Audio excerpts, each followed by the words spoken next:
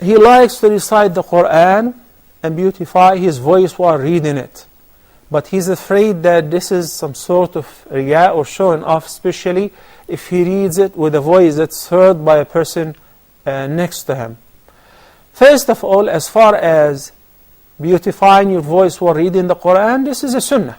It is recommended, and it's also required to recite the Qur'an with tajweed and with a beautiful voice. The Prophet ﷺ ordered one who is reciting the Qur'an to beautify his voice with it. تَغَنَّوْا بِالْقُرْآنِ. And the Prophet ﷺ admired those who recite the Qur'an with a melodious voice.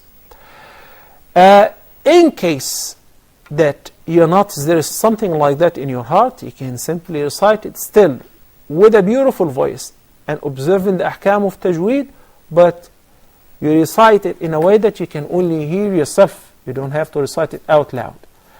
And the scholars talked about the good deed, or the act of worship, which a person is in doubt whether shall he do it, and there is a fear that he may be showing off, or shall he stop.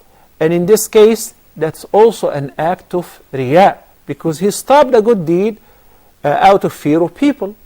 So what you do is, you exert your best effort to eliminate the showing off or that fear of riya from your heart, simply by recognizing that no one can come up with any reward that's even near to the reward which Allah subhanahu wa ta'ala prepared for you.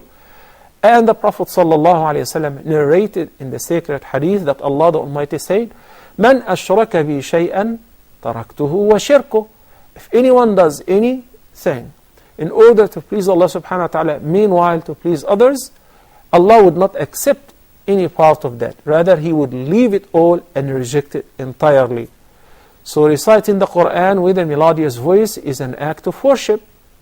One should try his best in every ibadah, before and while and after the ibadah is done, to maintain a state of sincerity. Wallahu ta'ala a'la wa a'lam.